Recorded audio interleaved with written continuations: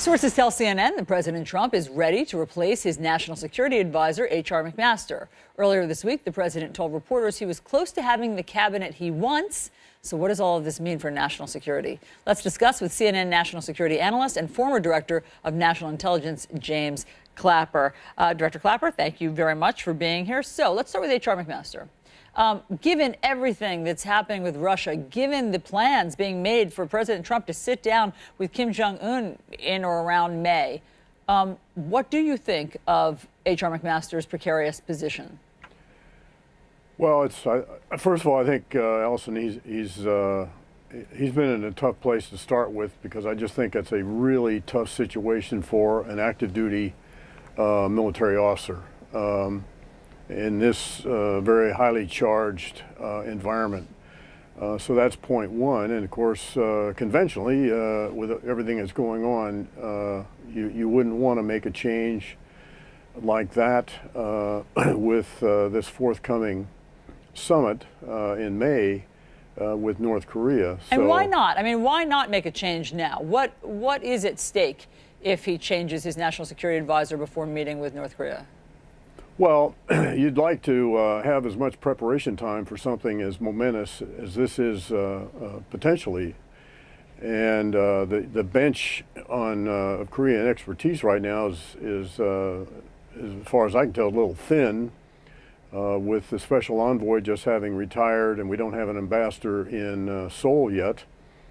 And so now, having said that, I think now Director of CIA Pompeo can certainly be, forge that continuity.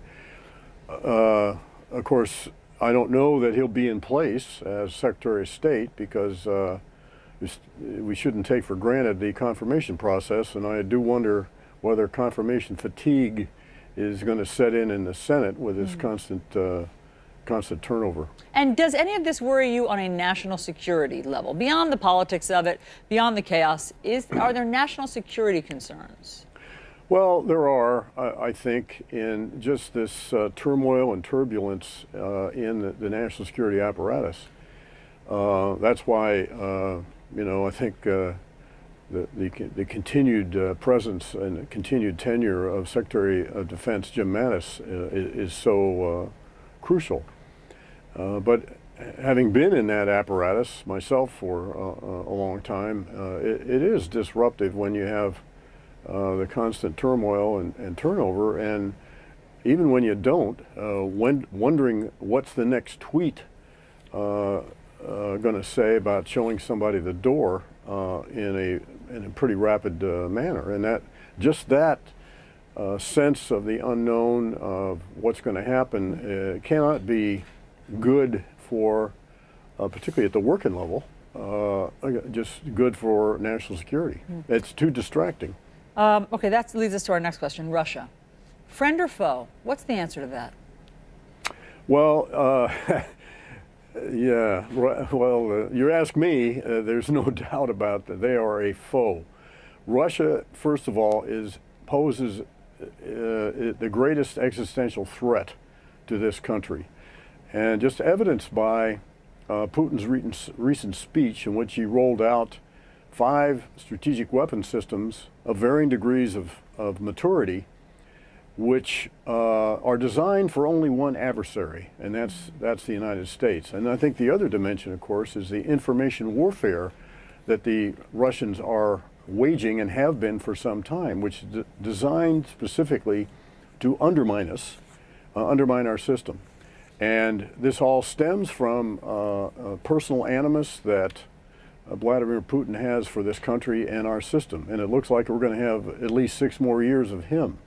So in my view, no question they're a foe, and I continue to worry about the ambiguity displayed by this administration with respect to Russia. I want to ask you about this new development that we've learned about Russia, because now the Trump administration has sanctioned Russia for election meddling, okay? Some would say finally, some would say it was belated, but they have followed Congress's recommendations and done so. And in so doing, the Department of Homeland Security came out and revealed something that at least we in the public didn't know before, and that was that Russia's attempt at this cyber attack to our energy grid, okay, including energy, aviation, nuclear, water, and commercial sectors.